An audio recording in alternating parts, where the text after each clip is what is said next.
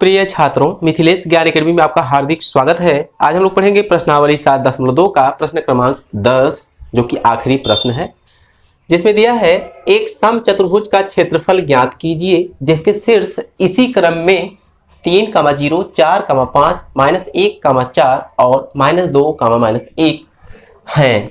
संकेत के रूप में दिया है कि समचतुर्भुज का क्षेत्रफल बराबर होता है 1/2 उसके विकर्णों का गुणनफल। तो यहाँ पर प्रश्न यह उठता है कि यदि हमें विकर्ण दिया गया होता तो हम इसी फार्मूले में रखकर हल कर लेते, हमारा उत्तर प्राप्त हो जाता। तो विकर्ण को ज्ञात करने के लिए ये जो शीर्ष दिए गए हैं, तो उसके लिए हमने यहाँ पर समचतुर्भुज का एक पहले से ही फिगर बना लिया है।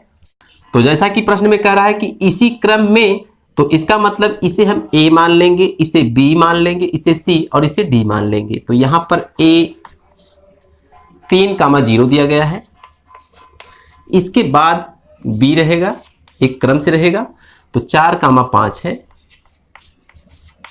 और इसके बाद C -1, 4 है, और इसके बाद D -2, -1 है।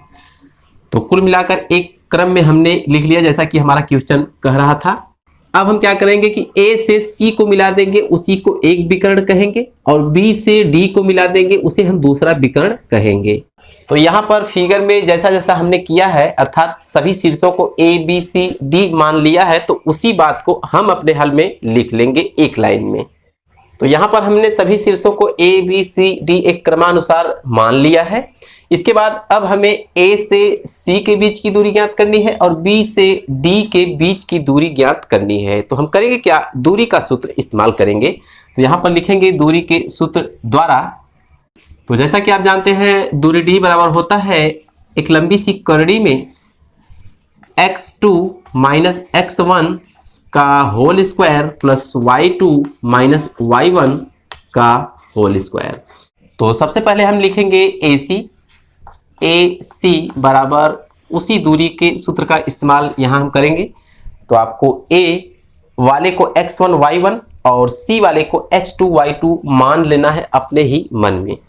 तो यहाँ पर हम करेंगे क्या, x2 - x1 करेंगे, अर्थात दूसरे में से पहला घटाएंगे। तो कुल मिलाकर ये देखिए x2 है -1 और x1 है 3, तो -1 - 3 हमें मिलेगा। तो यहाँ पर लिखेंगे -1 - 3 का होल स्क्वायर, प्लस बीच में ये वाला हम लगा देंगे। इसके बाद y2 - y1, तो इसका मतलब 4 - 0 का होल स्क्वायर। तो आपको ध्यान से समझते रहना है। और ये बराबर के नीचे बराबर लगाएंगे, फिर से एक लंबी सी करड़ी लगाएंगे, -1 - 3 मिलकर -4 होता है का होल स्क्वायर, प्लस 4 में से जो घटा देंगे 4 का होल स्क्वायर, -4 का वर्ग करेंगे तो +16, प्लस ये बीच वाला 4 का वर्ग करेंगे तो 16, तो 16 और 16 32 होते हैं। तो यहाँ पर हम 32 का कर देंगे गुणनखंड, तो 2 दूना 4, दूना 8, दूना 16, दूना 32। तो 2 का एक जोड़ा, 2 का दूसरा जोड़ा, तो प्रत्येक जोड़े में से एक एक राशि बाहर जाएगी, अर्थात यहाँ से 2, यहाँ से 2, 2 दूना 4 बाहर चला जाएगा, और जिसका जोड़ा नहीं बना है वो अंदर रहेगा। तो AC का मान 4 करड़ी में 2 हमें मिला है। ठीक इसी प्रकार अब बारी है BD के मान को ज्ञात करने की। तो जब हम BD ज्ञात करेंगे तो B को x1 y1 और D को x2 y2 मान लेंगे अपने मन में। तो यहाँ लिखेंगे तथा BD बराबर एक लंबी सी करड़ी लगाएंगे।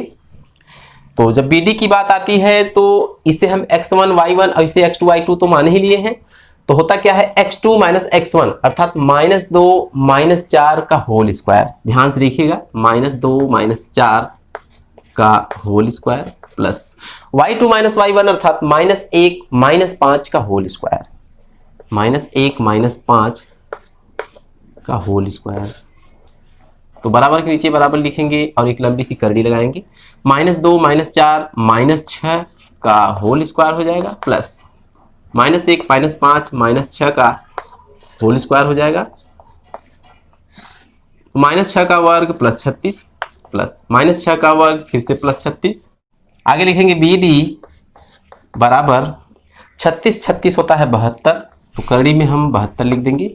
और इस 72 का जब हम गुणनखंड करेंगे तो मिलेगा हमको 2 दूना 4 दूना 8, त्रिक 24, त्रिक 72, तो 2 का एक जोड़ा, 3 का एक जोड़ा, तो एक जोड़े में से 2 बाहर, एक जोड़े में से 3 बाहर, अर्थात 3 दूना 6 बाहर हो जाएगा और करड़ी के अंदर 2 बचेगा।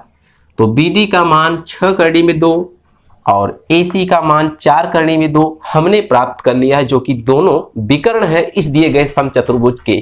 तो यहाँ पर संकेत के रूप में हमें दिया गया है कि समचतुर्भुज का क्षेत्रफल 1/2 उसके विकर्णों के गुणनफल के बराबर होता है। तो आपको एग्जाम में ये फार्मूला याद करके जाना होगा, ये संकेत के रूप में नहीं देगा। तो यहाँ पर हम अब लिखेंगे समचतुर्भुज का क्षेत्रफल 1/2 गुणे पहला विकर्ण गुणे दूसरा विकर्ण AC गुणे BD। तो कुल मिलाकर 1/2 AC का मान हमें मिला है 4 करड़ी में 2, तो यहाँ पर लिख देंगे 4 करड़ी में 2 गुणे BD का मान 6 करड़ी में 2, तो यहाँ पर हम लिख देंगे 6 करड़ी में 2।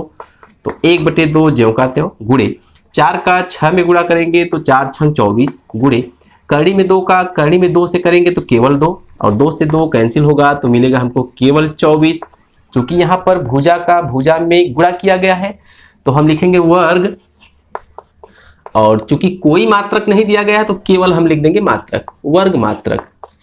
यदि कोई मात्रक होता मीटर सेंटीमीटर किलोमीटर डेसीमीटर कुछ भी होता तो हम वर्ग मीटर वर्ग सेंटीमीटर या जो भी दिया होता तो उसको हम लिखते। यहाँ पर कोई मात्रक नहीं तो हम वर्ग मात्रक लिखकर इसे छोड़ देंगे। यही है इस दिए गए समचतुर्भुज का क्षेत्रफल 24 वर्ग मात्रक। तो आज की वीडियो में बस इतना ही, फिर मिलेंगे अगले क्वेश्चन के साथ अगली वीडियो में। तब तक के लिए धन्यवाद।